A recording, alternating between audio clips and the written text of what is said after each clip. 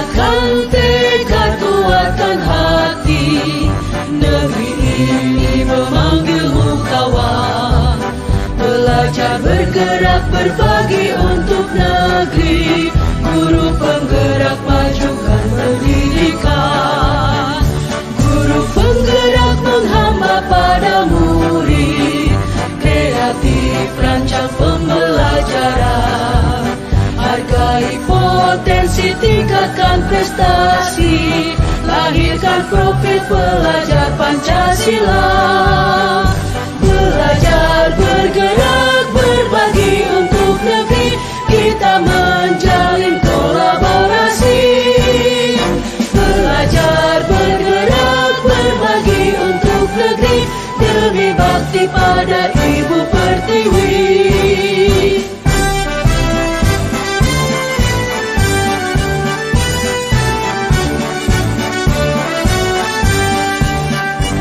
Bulatkan tekad, kuatkan hati. Negeri ini memanggilmu kawan. Belajar, bergerak, berbagi untuk negeri. Guru penggerak, majukan pendidikan. Guru penggerak menghamba pada murid. Kreatif, rancang pembelajaran. Hargai potensi, tingkatkan prestasi. Lahirkan profil pelajar Pancasila. Belajar, bergerak, berbagi untuk negeri. Kita menjalin kolaborasi. Belajar, bergerak, berbagi untuk negeri. Demi bakti pada Ibu Pertiwi. Belajar, bergerak, berbagi untuk negeri. Kita menjalin kolaborasi. Belajar, bergerak, berbagi untuk negeri. Demi bakti pada Ibu Pertiwi. Demi bakti pada Ibu Pertiwi.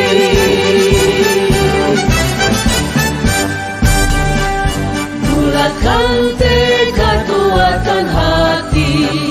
Negeri ini memanggilmu kawan. Belajar, bergerak, berbagi untuk negeri. Guru penggerak, majukan pendidikan. Guru penggerak menghamba pada murid. Kreatif, rancang pembelajaran. Hargai potensi, tingkatkan prestasi. Lahirkan profil pelajar Pancasila. Belajar, bergerak, berbagi untuk negeri. Kita menjalin kolaborasi. Belajar, bergerak, berbagi untuk negeri. Demi bakti pada Ibu Pertiwi.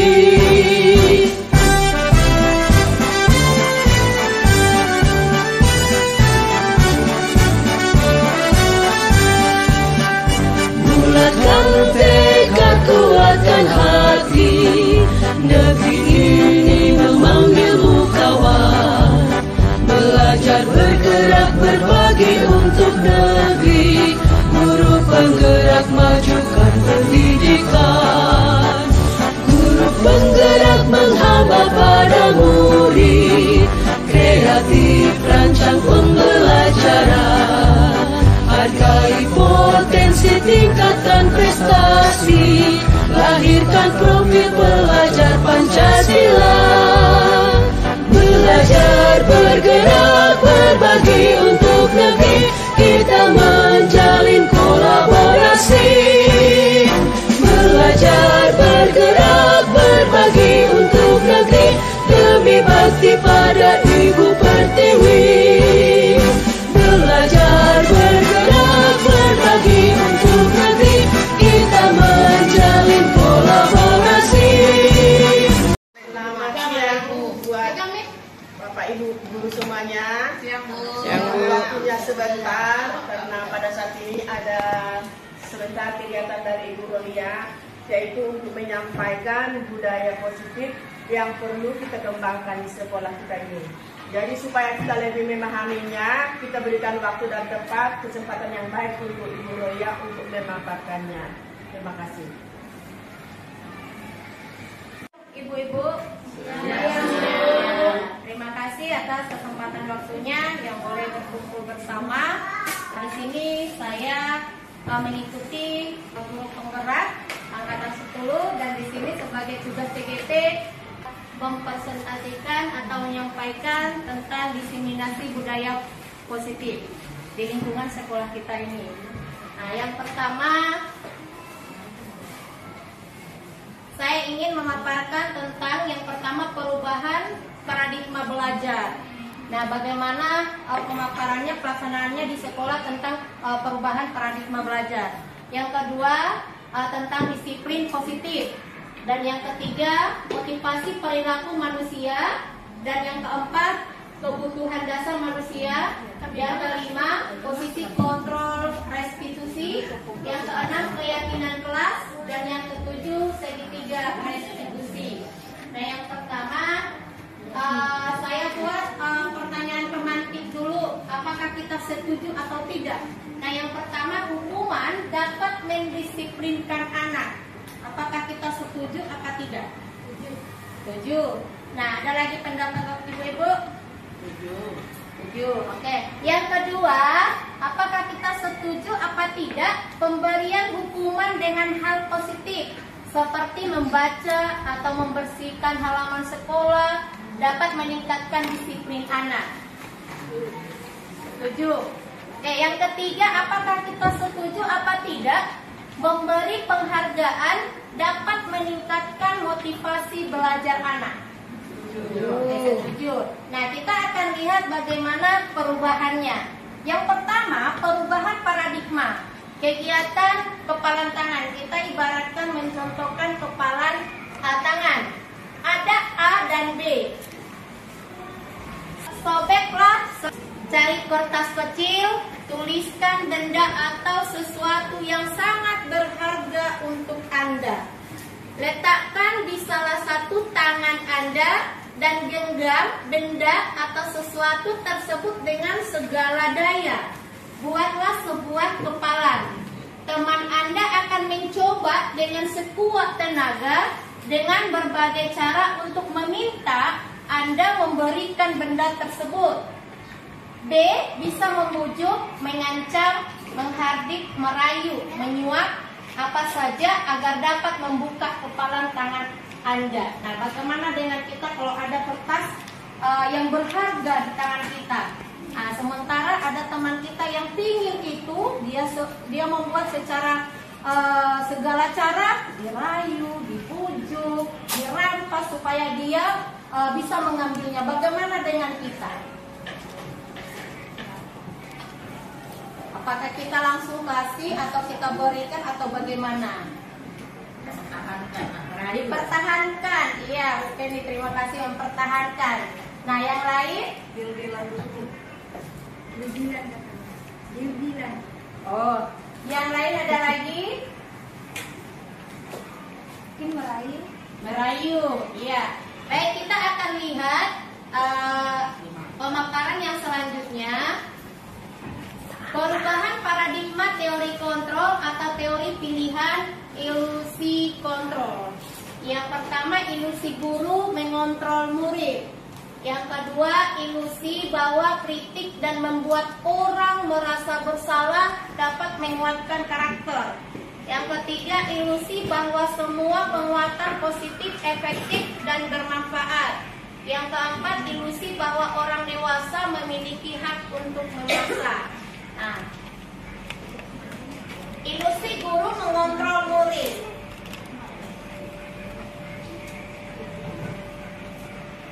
Pada dasarnya kita dapat memaksa murid untuk berbuat sesuatu jikalau murid tersebut memilih untuk tidak melakukannya. Walaupun tampaknya guru sedang mengontrol perilaku murid, hal demikian terjadi karena murid sedang mengizinkan dirinya dikontrol. Saat itu, bentuk kontrol guru menjadi kebutuhan dasar yang dipilih murid tersebut. Ini teori kontrol menyatakan. Penguatan positif atau bujukan adalah bentuk-bentuk kontrol. Segala usaha untuk mempengaruhi murid agar mengulangi suatu perilaku tertentu adalah suatu usaha untuk mengontrol murid tersebut. Dalam jangka waktu tertentu, kemungkinan murid tersebut akan menyadarinya dan mencoba untuk menolak bujukan kita, atau bisa jadi murid tersebut menjadi tergantung pada pendapat sang guru untuk berusaha. Ilusi bahwa kritik dan membuat orang merasa bersalah dapat menguatkan karakter. Menggunakan kritik dan rasa bersalah untuk mengontrol murid menuju pada identitas gagal. Mereka belajar untuk merasa murid tentang diri mereka. Mereka mengembangkan dialog diri yang negatif. Kadang kalau sulit bagi guru untuk mengidentifikasi bahwa mereka sedang melakukan perilaku ini, karena seringkali guru cukup menggunakan suara halus untuk menyampaikan pesan negatif. Ilusi bahwa orang dewasa memiliki hak untuk memaksa. Banyak orang dewasa yang percaya bahwa mereka memiliki tanggung jawab untuk membuat murid-murid berbuat hal-hal tertentu. Apapun yang dilakukan dapat diterima selama ada sebuah kemajuan berdasarkan sebuah pengukuran kinerja. Pada saat itu pula orang dewasa akan menyadari bahwa perilaku memaksa tidak akan efektif untuk jangka waktu panjang dan sebuah hubungan permusuhan akan terbentuk. Di sini kita lihat perubahan paradigma stimulus respon teori kontrol, teori pilihan. Siapa sesungguhnya yang memiliki kontrol? Nah, stimulus respon dan ada teori kontrol atau pilihan. Nah, di sini kita lihat, kita coba mengubah orang supaya kalau teori kontrolnya kita berusaha memahami pandangan orang. Nah, berpandangan sama dengan kita. Teori kontrol lain tentang dunia. Stimulus respon, orang lain bisa mengontrol saya. Teori kontrolnya, Anda tidak bisa mengontrol orang lain. Stimulus respon pemaksaan ada pada saat bujukan gagal. Teori kontrol, kolaborasi dan konsensus menciptakan pilihan-pilihan baru. Nah, model berpikir menang atau kalah. Teori kontrolnya model berpikir menang. Kita coba akan lihat disiplin positif dan nilai-nilai kebajikan universal. Disiplin itu apa? Nah, kalau kita lihat di sini disiplin diri membuat orang menggali potensinya menuju sebuah tujuan apa yang dia hargai. Namun dalam budaya kita, makna kata disiplin telah berubah menjadi suatu yang dilakukan seseorang pada orang lain untuk mendapatkan kepatuhan. Kecenderungan umum adalah menghubungkan kata disiplin dengan ketidaknyamanan, bukan dengan apa yang kita hargai atau pencapaian suatu tujuan mulia. Kita lihat nilai-nilai kebajikan universal. Apa saja yang termasuk ke dalam nilai-nilai kebajikan universal? Nilai-nilai kebajikan adalah sifat-sifat positif manusia yang merupakan tujuan mulia yang ingin dicapai setiap individu. Nilai-nilai tersebut bersifat universal dan lintas bahasa, suku bangsa, agama maupun latar belakang. Nilai-nilai kebajikan yang ingin dicapai oleh setiap anak Indonesia kita kenal dengan profil pelajar Pancasila. Nah, isi dari profil pelajar Pancasila yang pertama, beriman, bertakwa kepada Tuhan Yang Maha Esa dan berakhlak mulia. Yang kedua ada mandiri, yang ketiga bernalar kritis, yang keempat berkebinekaan global, bergotong royong kreatif. motivasi hukuman dan penghargaan restitusi. Yang pertama, teori motivasi perilaku manusia. Ada 3. Yang pertama, motivasi eksternal, yaitu untuk menghindari ketidaknyamanan atau hukuman. Apa yang akan terjadi apabila saya tidak melakukannya. Yang kedua, motivasi eksternal, untuk mendapat imbalan dari orang lain atau institusi. Apa yang akan saya dapatkan apabila saya melakukannya? Yang ketiga, motivasi internal atau tujuan disiplin positif, untuk menghargai diri sendiri. Saya akan menjadi orang yang seperti apa apabila saya melakukannya. Nah, kita perhatikan dihukum oleh penghargaan,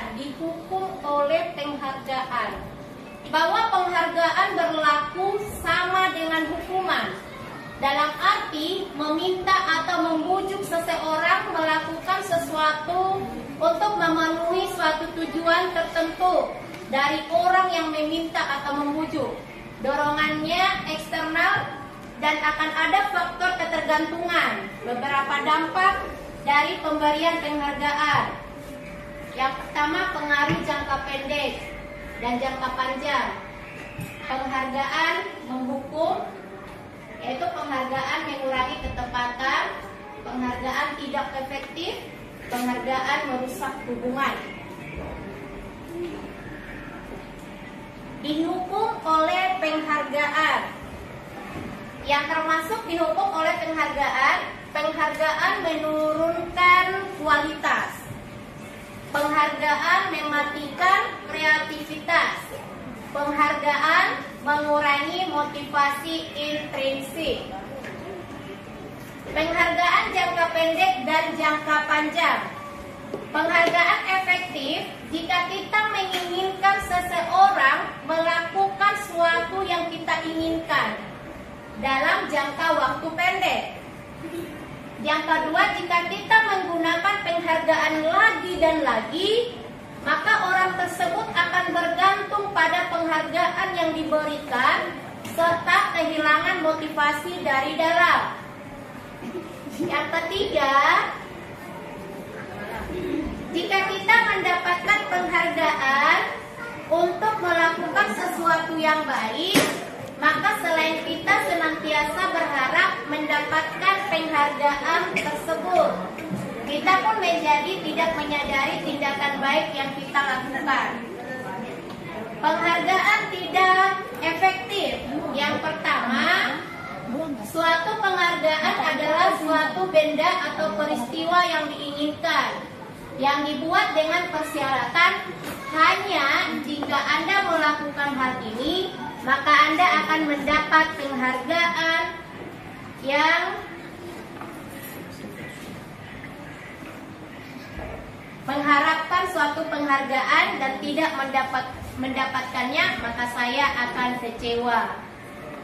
Jika kita memberikan seseorang suatu penghargaan untuk melakukan sesuatu, maka kita harus terus-menerus memberikan penghargaan itu jika kita ingin orang tersebut meneruskan perilaku yang kita inginkan. Orang yang berusaha berhenti merokok atau orang yang berusaha diet menguruskan badan, bila diberikan penghargaan hampir pasti tidak berhasil. Yang kedua, penghargaan merusak hubungan. Nah, yang termasuk ke dalam penghargaan merusak hubungan, yang pertama, ketika seorang diberi penghargaan atau dipuji di depan orang banyak, maka yang lain akan merasa iri dan sebagian dari mereka akan tidak menyukai orang yang diberikan penghargaan tersebut. Yang kedua, jika seorang guru sering memberikan penghargaan kepada murid-muridnya, besar kemungkinan murid-muridnya termotivasi hanya untuk menyenangkan gurunya. Mereka tidak akan bersikap jujur kepada guru tersebut. Yang ketiga, penghargaan menciptakan persaingan di dalam kelas dan persaingan menciptakan kecemasan. Yang keempat, mereka yang percaya bahwa mereka tidak memiliki kesempatan untuk mendapatkan penghargaan akan berhenti mencoba. Nah, yang penghargaan mengurangi kesepakatan, penghargaan mengurangi ketepatan. Dalam sebuah percobaan, sekelompok anak laki-laki berusia sekitar 9 tahun diminta untuk melihat gambar-gambar wajah yang ditampilkan di layar, dan mereka harus memberitahukan jika wajah-wajah tersebut sama atau berbeda, gambar tersebut hampir sama. Beberapa dari mereka diberi penghargaan dalam bentuk uang pada saat mereka memberikan jawaban benar, sementara sebagian yang lain tidak. Dan hasilnya anak laki-laki yang dibayar membuat lebih banyak kesalahan. Penghargaan menurunkan kualitas. Pengamatan dilakukan pada sekelompok mahasiswa atau mahasiswi yang sedang bekerja praktik di sebuah surat kabar universitas. Saat itu mereka sedang belajar menuliskan sebuah artikel tentang sebuah judul berita utama. Seiring waktu mahasiswi tersebut semakin mampu bekerja dengan cepat. Kemudian ada beberapa mahasiswa-mahasiswi yang dibayar untuk setiap judul berita utama yang mereka mampu hasilkan. Dan setelah beberapa lama, mahasiswa-mahasiswi yang dibayar ini hasil kinerjanya berhenti berkembang. Mereka yang tidak menerima bayaran terus berupaya mengasah diri menjadi lebih baik. Penghargaan mematikan kreatif. Murid-murid diminta berpikir mengenai hadiah atau penghargaan yang bisa mereka dapatkan bila berhasil menulis sebuah puisi. Kreativitas kelompok murid-murid ini menjadi berkurang dibandingkan dengan yang tidak diberitahukan tentang hadiah yang bisa mereka terima. Penghargaan menghukum. Penghargaan menghukum mereka yang tidak mendapatkan penghargaan, misalnya dalam sistem ranking. Mereka yang mendapatkan ranking kedua akan merasa paling dihukum. Yang kedua, memberikan penghargaan dan hukuman adalah hal yang sama, karena keduanya mencoba mengendalikan perilaku seseorang. Yang ketiga, karena orang pada dasarnya tidak suka dikendalikan dalam jangka waktu lama, penghargaan akan terlihat sebagai hukuman.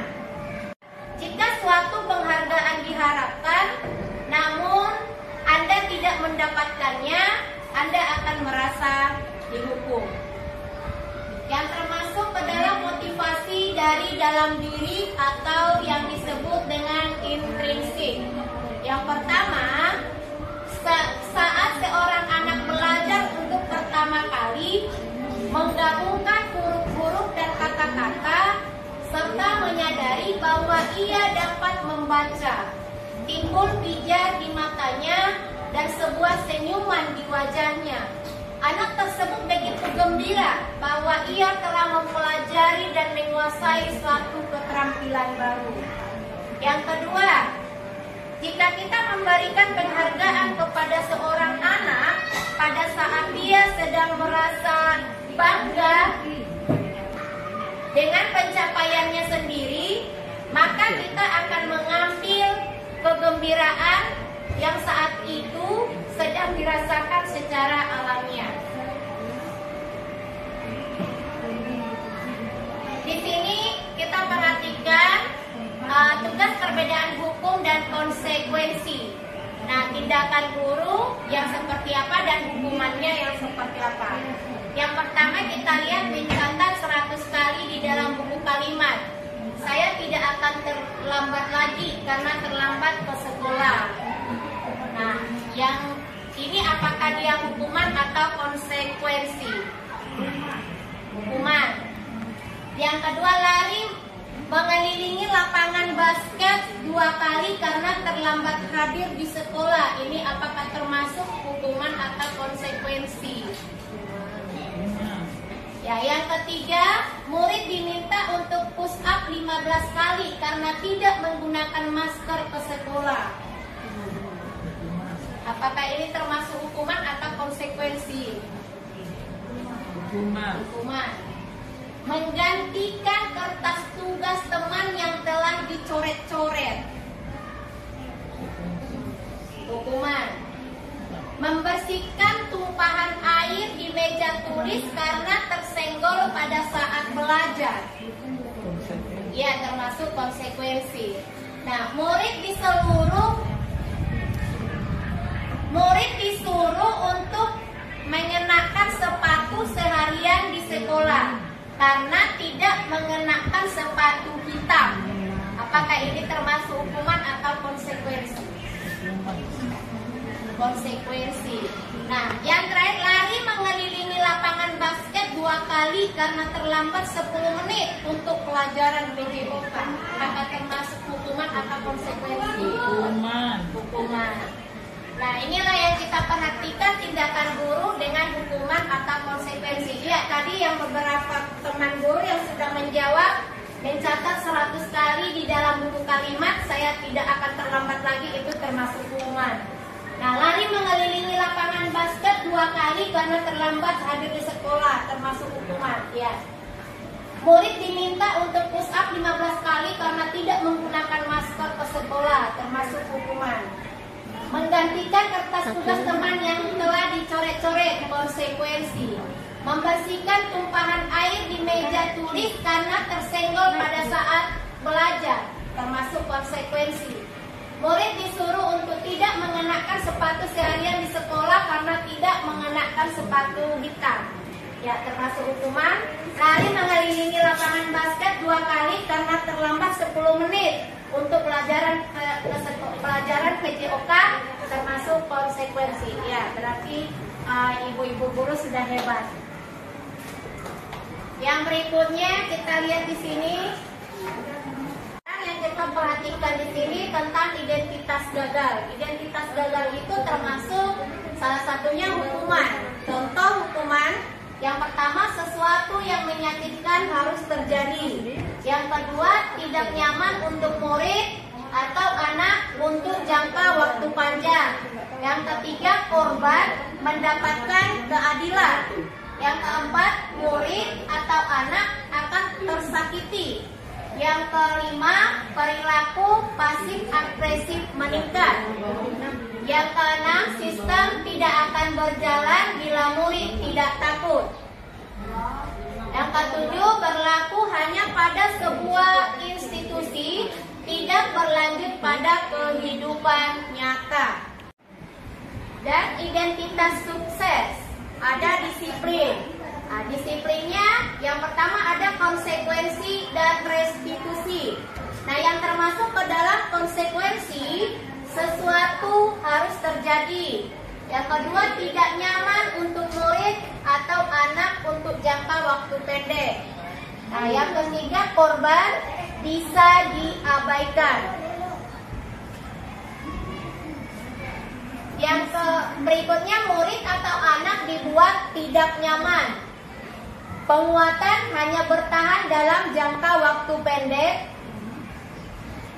memerlukan monitoring dan supervisi terus-menerus dari guru, membantu penerapan mengikuti peraturan dalam masyarakat. Yang termasuk ke dalam restitusi. Yang pertama, restitusi merupakan pilihan. Yang kedua, menguatkan untuk murid atau anak dalam jangka waktu panjang. Yang ketiga, korban mendapatkan ganti. Yang keempat, murid dan anak mendapatkan penguatan. Yang kelima, masalah terpecahkan. Yang keenam, murid belajar bertanggung jawab untuk perilakunya. Yang berikutnya, fokus pada pemecahan masalah dalam jangka waktu panjang. Sekarang ada kebutuhan dasar manusia. Kebutuhan dasar manusia ada 5. Yang pertama, bertahan hidup. Yang kedua, kasih sayang dan rasa diterima. Yang ketiga, penguasaan. Yang keempat, kebebasan. Yang kelima, kesenangan. Nah, kita lihat di sini kebutuhan bertahan hidup. Kebutuhan bertahan hidup adalah kebutuhan yang bersifat fisiologis untuk bertahan hidup, misalnya kesehatan, rumah, makanan. Yang kedua, kasih sayang dan rasa diterima atau kebutuhan untuk diterima. Kebutuhan untuk disayangi dan diterima meliputi kebutuhan akan hubungan dan koneksi sosial. Kebutuhan untuk memberi dan menerima kasih sayang, dan kebutuhan untuk merasa menjadi bagian dari suatu kelompok. Yang ketiga, penguasaan atau kebutuhan pengakuan atas kemampuan. Kebutuhan ini berhubungan dengan kekuatan untuk mencapai sesuatu, menjadi kompeten, menjadi terampil, diakui atas prestasi dan keterampilan kita, didengarkan dan dimiliki rasa harga diri. Yang keempat, kebebasan atau kebutuhan akan pilihan. Kebutuhan untuk bebas adalah kebutuhan akan kemandirian, otonomi, memiliki pilihan, dan mampu mengendalikan arah hidup seseorang. Yang kelima, kesenangan atau disebut dengan kebutuhan untuk merasa senang. Kebutuhan akan kesenangan adalah kebutuhan untuk mencari kesenangan, bermain, dan tertawa. Bayangkan hidup tanpa kenikmatan apapun, betapa menyedihkan. Glaser menghubungkan kebutuhan akan kesenangan dengan belajar. Di sini kita lihat ada 5 posisi kontrol. 5 posisi kontrol yang kita perhatikan. Nah, kita sebagai guru di sekolah memiliki 5 posisi kontrol. Yang pertama, penghukum. Yang kedua, pembuat rasa bersalah. Yang ketiga, sebagai teman. Yang keempat, pemantau. Yang kelima, sebagai manajer. Nah, jika kita seorang guru yang melakukan penghukum, nah, guru berbuat menghardik, menunjuk-nunjuk, menyakiti, menyindir. Nah, jika kita membuat rasa bersalah, contohnya berceramah dan mengatakan seharusnya ibu kecewa. Nah, jika kita seorang guru sebagai teman, nah, contohnya membuat alasan-alasan untuk muridnya. Nah, jika kita sebagai seorang guru pemantau, contohnya menghitung dan mengukur. Jika kita seorang guru sebagai manajer, mengajukan pertanyaan-pertanyaan. Nah, yang kedua, jika kita sebagai seorang guru penghukum, guru berkata, kalau kamu tidak melakukannya, awas ya, rasakan. Nah, jika kita sebagai guru pembuat rasa bersalah, guru berkata, kamu seharusnya, kamu sudah tahu, ibu lelah sekali mengatakannya, ibu stres. Nah, jika kita sebagai guru, sebagai teman, guru berkata, ayolah, lakukan demi ibu, Ibu. Masa kamu tidak mau? Nah, ingat, tidak Ibu pernah bantu. Nah, jika kita sebagai guru pemantau, guru berkata, apa peraturannya? Jika kita sebagai guru seorang manajer, maka guru berkata, apa yang kita yakini, apa yang bisa kau kerjakan untuk memperbaiki masalah ini. Jika kita perhatikan di sini posisi kontrol sebagai penghukum. Guru berkata, kalau kamu tidak melakukannya, awas ya, rasakan. Nah, yang kedua, membuat merasa bersalah. Guru berkata, kamu seharusnya, kamu sudah tahu. Ibu lelah sekali mengatakannya. Ibu stres. Nah, yang ketiga, kita sebagai guru, sebagai teman. Guru itu berkata, ayolah, lakukan demi ibu. Masa kamu tidak mau? Nah, ingat, tidak ibu pernah bantu. Yang keempat, jika kita seorang guru sebagai pemantau, maka guru itu berkata, apa peraturannya? Nah, yang kelima, jika kita seorang guru sebagai manajer, guru berkata, apa yang kita yakini, apa yang bisa kau kerjakan untuk memperbaiki masalah ini.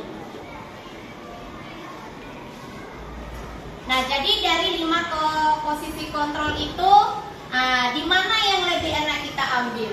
Nah, kita mencontohkan diri kita seorang guru dari yang 5 ini, yang kita pilih itu sebagai yang mana?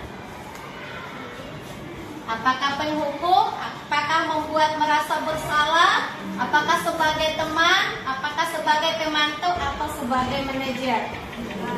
Nah, yang sering kita lakukan itu di kelas kita adalah sebagai penghukum. Iya. Roya juga sering lakukan itu di kelas sebagai penghukum. Tapi setelah kita mempelajarinya tadi, kita lihat tadi yang lebih bagus itu kita seorang guru itu sebagai apa?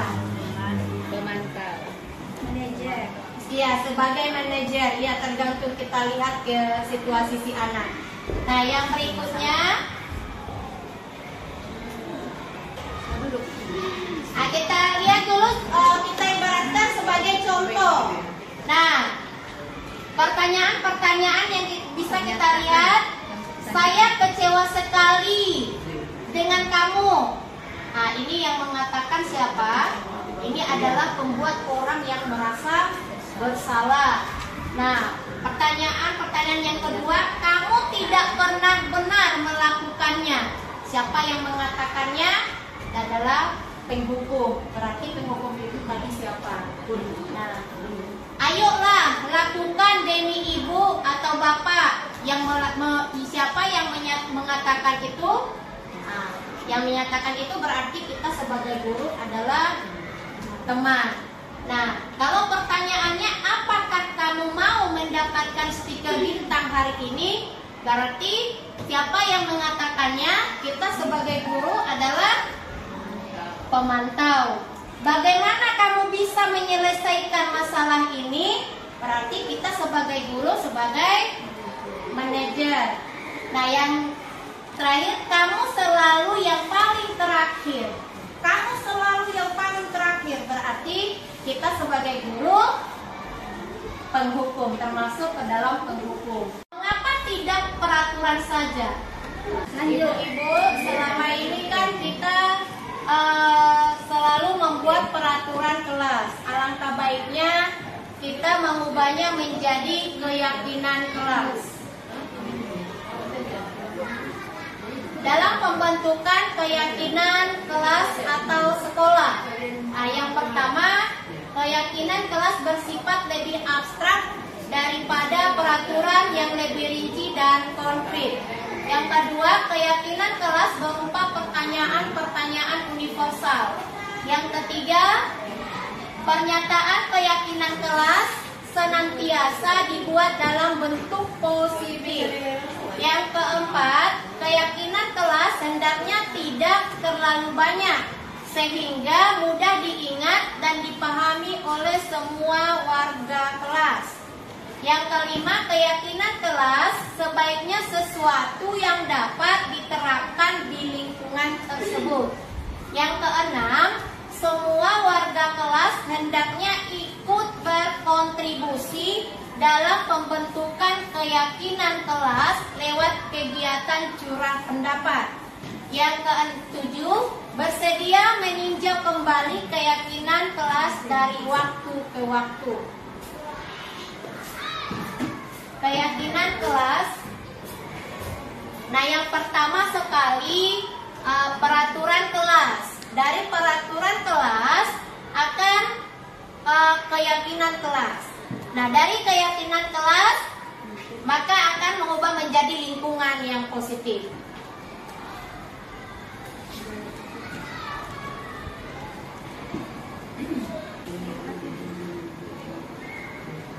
Yang termasuk ke dalam peraturan, selalu kembalikan buku ke tempatnya. Yang kedua, dilarang mengganggu orang lain.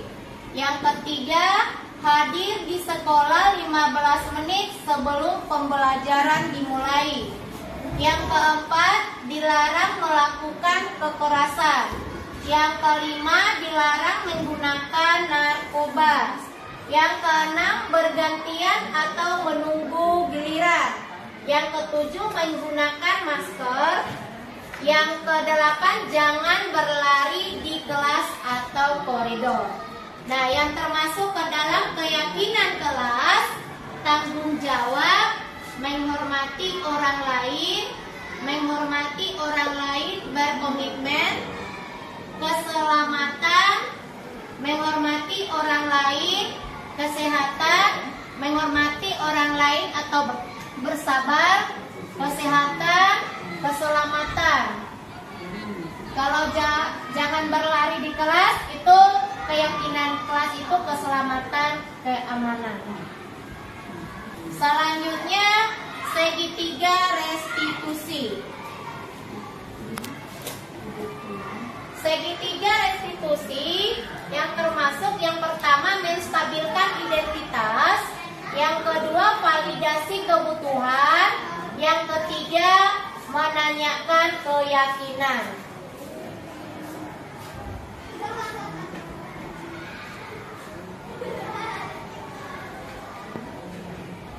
Apa itu restitusi?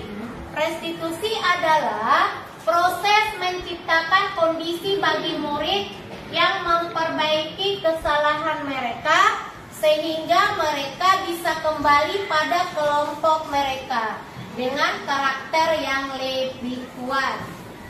Ciri-ciri restitusi yang membedakannya dengan program disiplin lainnya. Yang pertama, bukan untuk menebus kesalahan, namun untuk belajar dari kesalahan. Yang kedua, memperbaiki hubungan. Yang ketiga, tawaran, bukan paksaan. Yang keempat, restitusi menuntut untuk melihat ke dalam diri. Yang kelima, restitusi mencari kebutuhan dasar yang mendasari tindakan. Yang keenam, restitusi diri adalah cara yang paling baik. Yang ketujuh, restitusi fokus pada karakter bukan tindakan. Yang kedelapan, restitusi fokus pada solusi. Yang kesembilan, restitusi mengembalikan murid yang berbuat salah pada kelompoknya.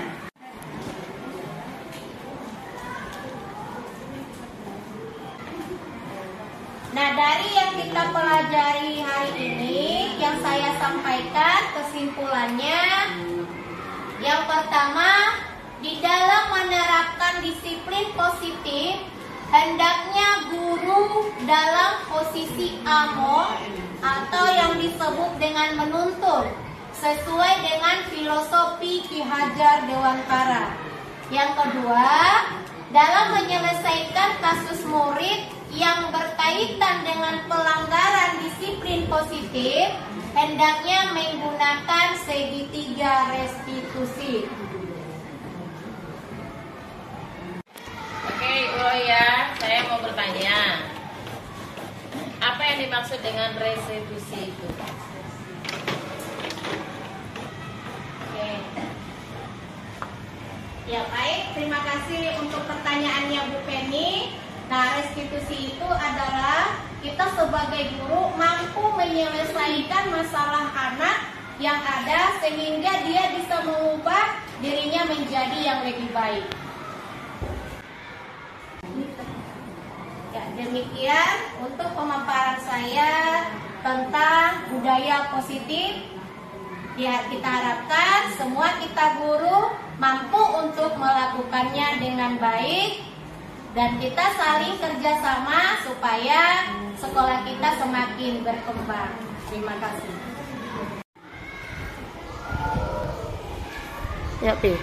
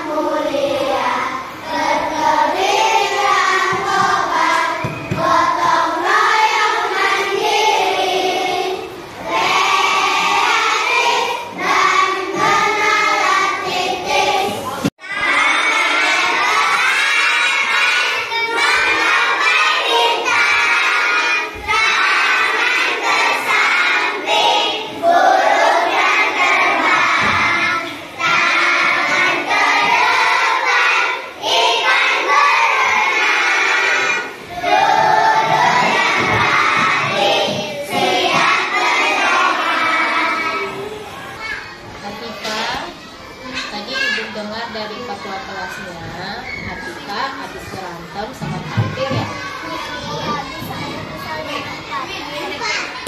Kenapa kesel, Nak?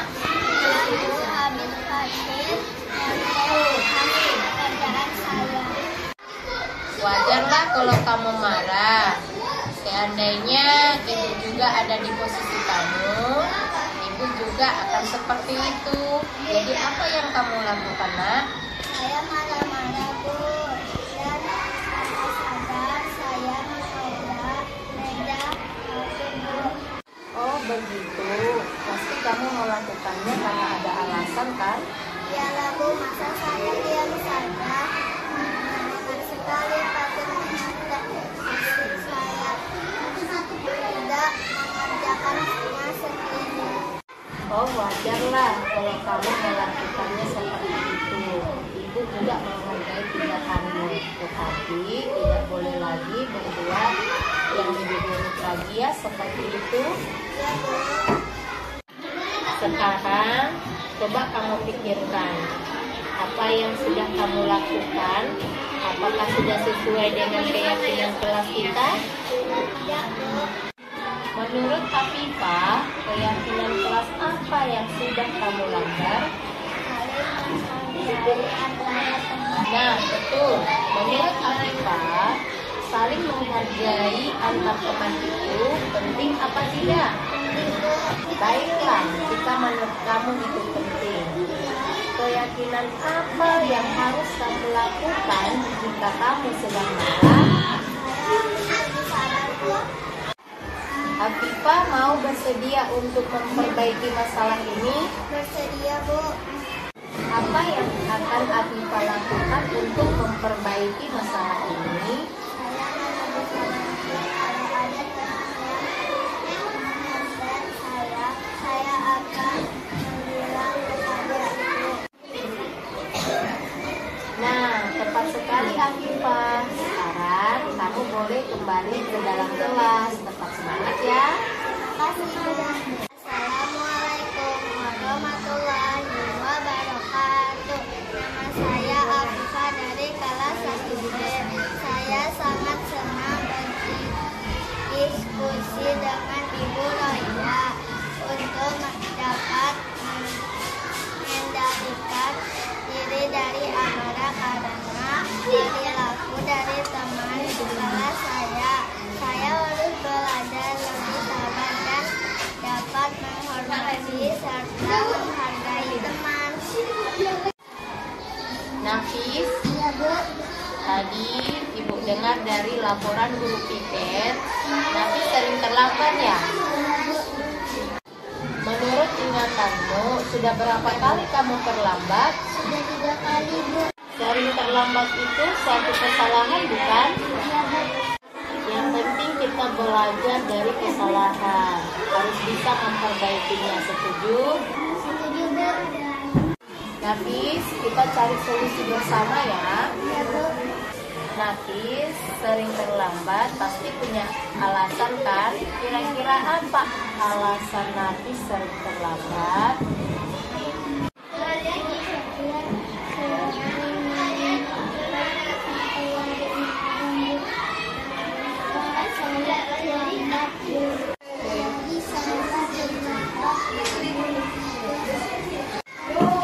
Nafis tahu keyakinan kelas yang sudah kita sepakati.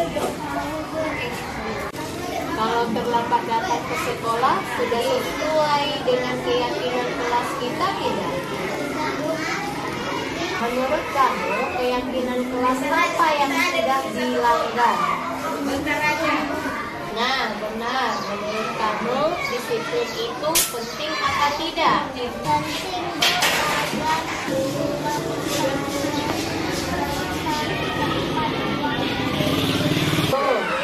Menghargai waktu itu sangat penting. Bagaimana kita menghargai orang-orang di sekitar kita. Pekerjaan tidak menumpuk, kita juga lebih peduli. saya menyesal sudah sering terlambat, Bu. Maaf, Bu, karena saya sering terlambat, Bu. Sikap yang sangat baik sudah meminta maaf. Sikap apa yang kamu lakukan untuk memperbaikinya?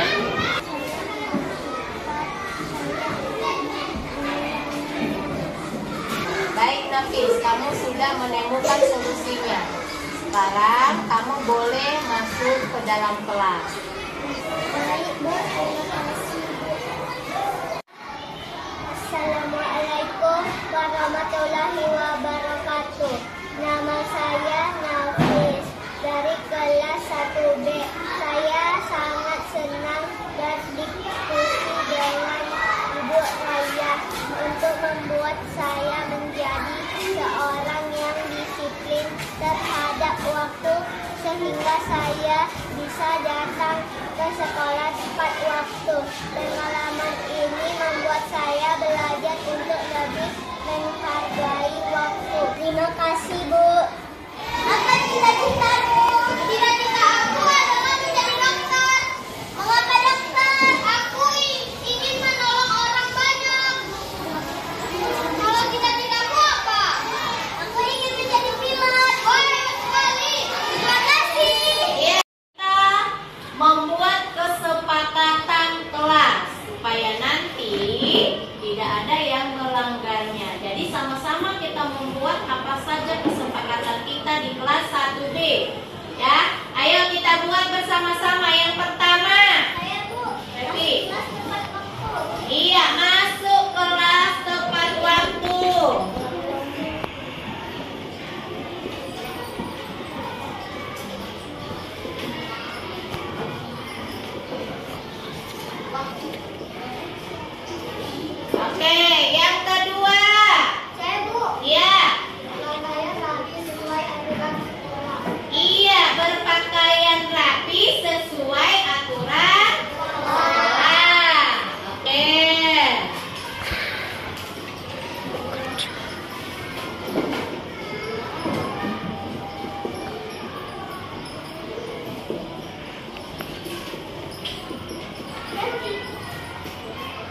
Baik, yang ketiga. Menghargai guru dan teman. Iya, Aska, menghargai guru dan teman.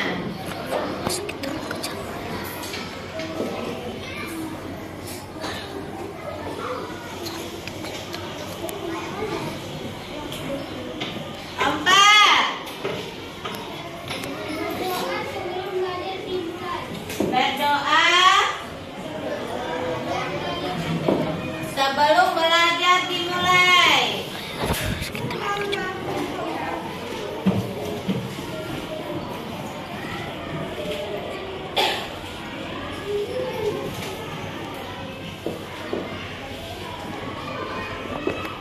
Lima. Saya Bu, menjaga kebersihan kelas dan sekolah. Iya, Rasya, menjaga kebersihan kelas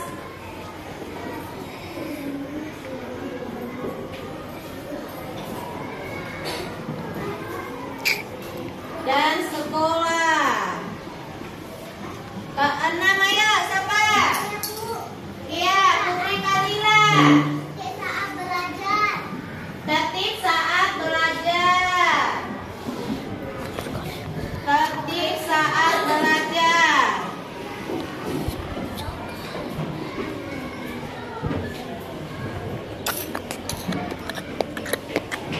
Ada lagi? Saya Bu, Afifah. mengerjakan tugas dengan baik dan tanggung jawab. Iya, mengerjakan tugas dengan Tertib. iya.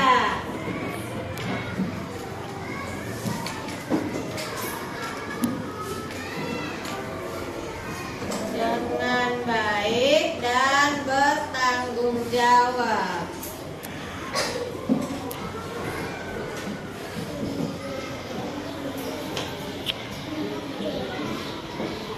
Lapan.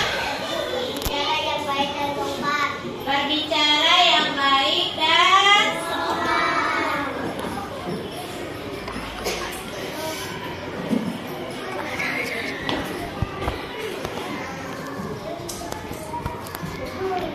oke. Bulatkan tekad, kuatkan hati. Negeri ini memanggilmu kawan.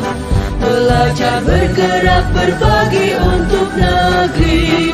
Guru penggerak majukan pendidikan. Guru penggerak menghamba pada murid. Kreatif rancang pembelajaran. Hargai potensi, tingkatkan prestasi. Lahirkan profil pelajar Pancasila. Belajar bergerak berbagi untuk negeri. Kita menjalin kolaborasi. Belajar bergerak.